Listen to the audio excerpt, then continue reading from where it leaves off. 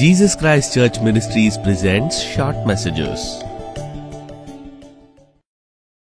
ప్రియ దేవుని బిడ్డలారా, దేవుడి ఉన్నతమైన ఉచితమైన కృపను బట్టి ఈ 2023వ సంవత్సరంలో సంవత్సర ఆది మొదలుకొని అంతము వరకు, చివరి దినము వరకు మనం చేరి ఉన్నాం. ప్రతి సంవత్సరాంతంలో మనం విశ్వాసులముగా, దేవుని సంబంధులంగా చెక్ చేసుకోవలసినవి కొన్ని ఉన్నాయి. ప్రతి మనిషి తాను చేసే ప్రతి పనిని పరీక్షించుకోవాలి అంటాడు దేవుడు. మనల్ని మనం విమర్శించుకోవాలి అని అంటాడు. దానివల్ల మనం తీర్పు పొందకుండా ఉంటాము అని చెప్తాడు. మనలో ఏదన్నా లోపాలుంటే సవరించుకొని, సరిచేసుకొని మరింత శక్తివంతులమవటానికి, మరింత భక్తులమవటానికి, మరింత సంపూర్ణతలోనికి రావడానికి అవకాశాలు ఉంటాయి. సో ప్రతి విషయంలోనూ విద్యా విషయకంగా చెక్ చేసుకోవటానికి విద్యార్థులకు యూనిట్ టెస్టులు మొదలుకొని quarterly exams, half yearly exams, annual exams ఉంటాయి. మనకు తెలియదేం కాదు. అలా ప్రతిదీ కూడా మనం ఆరోగ్యంగా ఉన్నామా లేదా అని పరీక్షలు ఉంటాయి. అలా ఆ పరీక్షల్లో ఏదన్నా రోగం ఉంటే బయటపడుతుంది. దాన్ని మనం ప్రారంభంలోనే పసిగట్టి దానికి కావలసినటువంటి పనులన్నీ కూడా చికిత్సలు చేయటం, ముందుగానే జాగ్రత్త పడటం అనేది చేస్తూ ఉంటాం.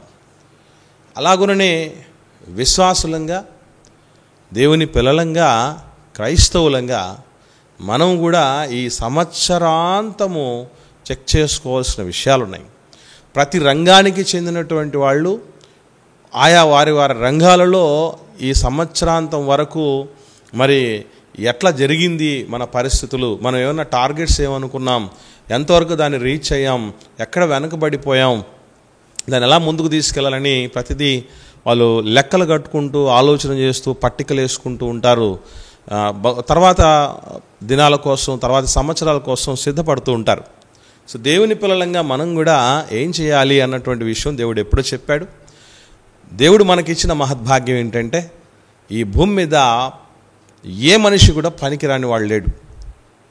ప్రతి మనిషిని దేవుడు గొప్ప తలాంతులు కలిగిన వాడిగా, టాలెంట్స్ కలిగిన వాడిగా చేశాడు.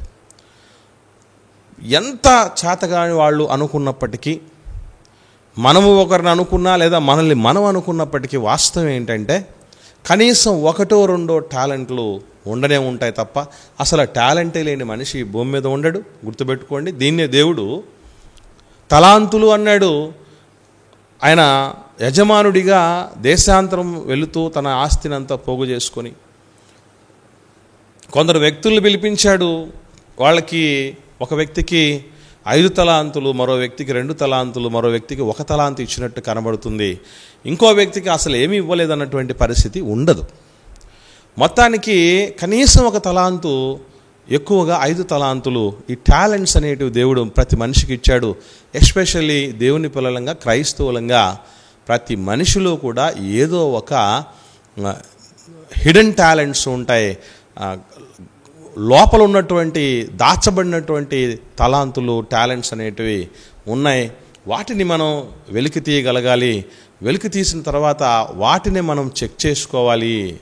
నాకు దేవుడు ఇచ్చినటువంటి ఫలానా తలాంతు ఏది, 10 మందిని సంఘానికి కూర్చే తలాంత, లేదా చక్కగా గళమెత్తి పాడే తలాంత, దేవుని కోసం కష్టించి చెమటోడ్చి బలాన్నంతా కూడా ధారపోసి, శక్తినంతా ధారపోసి పూర్ణంగా దేవుణ్ణి మహిమపరచటానికి సద్వినియోగపరచడం, సజీవయాగం చేసే తలాంత, సంపాదనలో ఎక్కువ భాగం దేవుడి మహిమ కోసం, దేవుడి సేవ కోసం, సంఘ సరిహద్దుల విస్తరణ కోసం, సంఘ క్షేమాభివృద్ధి కోసం, ఆత్మల రక్షణ కోసం ఎక్కువగా మనం దాతృత్వం కలిగి ముందుకు రావటం అదొక టాలెంట్. అదందరికీ వచ్చేది కాదు.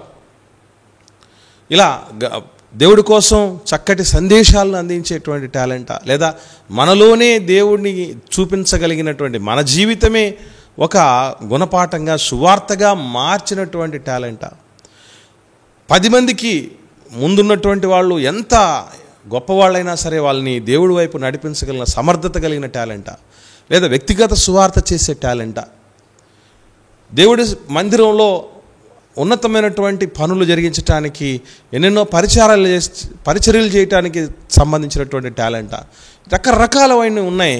సో ఇవి నేను ప్రారంభం నుంచి ఎంత నా దేవుడి మహిమ కోసం సద్వినియోగపరచగలిగాను. దీని విషయంలో నాకు ఎన్ని పరిస్థితులు అనుకూలతలు ఉన్నాయి, ఎక్కడ ప్రతికూలతలు ఉన్నాయి, ఎక్కడ చతికిలబడ్డం జరిగింది, ఎక్కడ వెనకబడ్డం జరిగింది, ఇవన్నీ కూడా మనం చెక్ చేసుకోవాల్సినటువంటి పరిస్థితి ఉంది. అది మర్చిపోకూడదు. గుర్తుపెట్టుకోండి, టాలెంట్స్ దేవుడు ఎందుకు ఇచ్చాడంటే, ఒకసారి మనం ఎఫెసీయులకు రాసిన పత్రికలో ఒక చక్కటి మాట రాయబడిన చూద్దాం. అపోస్తలుడైనటువంటి పౌలు గారు ఎఫెసీయులకు రాసిన పత్రిక 4వ అధ్యాయం 11వ వచనం నుండి, మనమందరము విశ్వాస విషయంలోనూ దేవుని కుమారునికి వచ్చిన జ్ఞాన విషయంలోనూ ఏకత్వం పొంది సంపూర్ణ పురుషులు మగ వరకు, అనగా క్రీస్తుకు కలిగిన సంపూర్ణతకు సమానమైన సంపూర్ణత కలవారు మగ వరకు ఆయన ఇలాగు నియమించను, పరిశుద్ధులు సంపూర్ణులగునట్లు క్రీస్తు శరీరము క్షేమాభివృద్ధి చెందుటకును పరిచర్య ధర్మము జరుగుటకును ఆయన కొందరిని అపోస్తలులుగా, కొందరిని ప్రవక్తలుగా, కొందరిని సువార్తికులుగా, కొందరిని కాపరులుగా, ఉపదేశకులుగా నియమించాడు. ఒక్కొక్కరికి ఒక్కొక్క పనులు దేవుడు అప్పగించాడట. ఆ పని ఎవరైతే చేయగలరు అంటే తలాంతు, ఆ పర్టికులర్ తలాంతు కలిగిన వాళ్ళే చేయగలరు. కనుక ఈ తలాంతులను దేవుడు ఎందుకు ఇచ్చాడంటే, క్రీస్తు వంటి సంపూర్ణతలోనికి మనం అందరం నడిచి 10 మందిని నడిపించటానికి, క్రీస్తు అనేటటువంటి శరీరం, క్రీస్తు శరీరం అనే సంఘం క్షేమాభివృద్ధి చెందటానికి, పరిశుద్ధులు సంపూర్ణులు అవటానికి, పరిచర్య ధర్మము జరగటానికి ఇవి ఏర్పాటయ్యాయట. మరి ఈ తలాంతులను మనం చెక్ చేసుకోగలుగుతున్నావా చెప్పండి? పిల్లవాడు సరిగా చదవకపోతే మాస్టర్ దగ్గరకు వచ్చి, వీడు మావాడు చక్కగా చదవట్లేదు, ఎగ్జామ్కి వచ్చినటువంటి రిజల్ట్ చూస్తే మాకు అర్థమైంది, దాన్ని చెక్ చేస్తే లేదా చదివించి చూస్తే మాకు అర్థమైపోయింది సార్, కేర్ తీసుకుని చెప్తాం. ఎంత ప్రయత్నాలు చేసినా కుదరకపోతే స్కూల్ అన్నా మార్చేస్తాం. ఎదుగు బొదుగు లేకుండా ఉంటే డాక్టర్ గారి దగ్గర తీసుకెళ్తాం. దానికి తగ్గట్టు మనం ఆలోచన చేస్తాం. మరి ఆత్మీయమైనటువంటి ఎదుగుదల అనేది లేకపోతే, ఆ తలాంతులు మనం సరైన రీతిలో సద్వినియోగపరచుకోలేక వెనకబడిపోతే దాని విషయంలో మనం ఎప్పుడైనా ఆలోచన చేసామా చెప్పండి? కాబట్టి గుర్తుపెట్టుకోవాల్సినటువంటి విషయం ఒకటే, ఆఖరిగా మనం అందరం ఒక 4 విషయాలు చెక్ చేసుకోవాలి.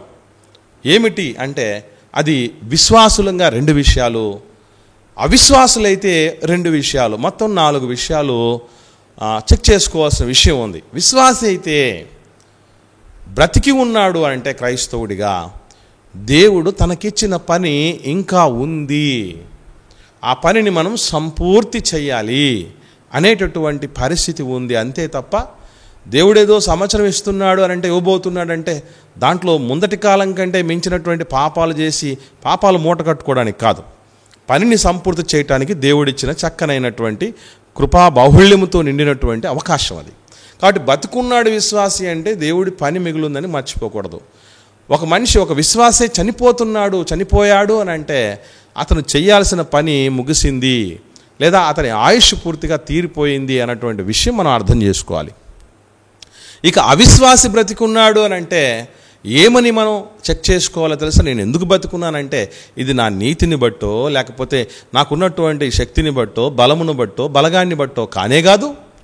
ఖచ్చితముగా నేను మారు మనసు పొంది నా బ్రతుకును దిద్దుకొని నా జీవానికి కాపుదలను, రక్షణను పొందుకోవాలి. నేను మారు మనసు పొందగలగాలి, ప్రభు రక్షణలోనికి రావాలి, క్రీస్తును స్వరక్షకుడిగా అంగీకరించాలని దేవుడిచ్చిన అవకాశం అనే విషయం మరవకుండా దాన్ని చెక్ చేసుకోగలగాలి. ఇక అవిశ్వాసి చనిపోతే దాని అర్థం ఏంటి అంటే, దేవుడిచ్చిన ప్రతి అవకాశము కూడా అయిపోయింది, అయినా అతను మారలేదు లేదా ఆవిడ మారలేదు. ఎందుకంటే మనం ప్రతి విషయంలో వాయిదా వేస్తూ వస్తూ ఉంటాం. ఎన్నో సందర్భాల్లో దేవుడికి దగ్గర అవ్వటానికి సంబంధించి ఎన్నో సందర్భాలు, ఎన్నో పరిస్థితులు, అనుకూలతలు దేవుడు అనుగ్రహిస్తూ ఉంటాడు. వాటిని గ్రహించకుండా మనం వెనకబడిపోతూ ఉంటాం. కాబట్టి గుర్తుంచుకోండి ప్రియులారా, దేవుడు ప్రతి మనిషికి తలాంతులు ఇచ్చాడు. ఆ తలాంతులను మనం సరైన దిశలో వాడుతున్నామా లేదా, సద్వినియోగపరుస్తున్నామా లేదా, దేవుడికి మహిమకరంగా వాడుతున్నామా లేదా, 10 మందికి మేలుకరంగా వాడుతున్నామా లేదా అని చెక్ చేసుకోవాల్సిన ఆవశ్యకత ఉంది. ఇది సంవత్సరాంతంలో చెక్ చేసుకోవాల్సినటువంటి విషయాలు. మనం అందరం కూడా మరి ఆర్థికంగా ఎంతవరకు పుంజుకున్నామా లేదా అని చెక్ చేసుకుంటారు, అందం పెరిగిందా తరిగిందా అని చెక్ చేసుకుంటూ ఉంటారు, అందలం ఎక్కామా లేదా అని చెక్ చేసుకుంటూ ఉంటారు, ముందు మీద ఒక భౌతికమైనటువంటి స్థితిలో బాగున్నామా లేదని చెక్ చేసుకుంటారు తప్ప దేవుడు నాకు ఇచ్చినటువంటి ఆత్మీయ జీవితం చాలా విలువైంది, దాని విషయంలో నేను ఎంతవరకు ఎదుగుదల కలిగి ఉన్నాననే విషయం ఎవరూ చెక్ చేసుకోరు. దయచేసి ఇక మీద మనం ఈ విషయాల్లో చెక్ చేసుకొని ఎక్కడైతే వెనకబడి ఉన్నామో వాటన్నింటిలో దేవుడి శక్తిని కోరి ప్రార్థనాపూర్వకంగా సిద్ధపడి మనం పరిపూర్ణలు అవ్వటానికి, దేవుడి దీవెనలు పొందటానికి, ఆశీర్వాదకరమైనటువంటి సంవత్సరంలోనికి అడుగు పెడదాం. అట్టి స్థితిని దేవుడు మనకందరికీ ప్రసాదించునుగాక. ఆమేన్.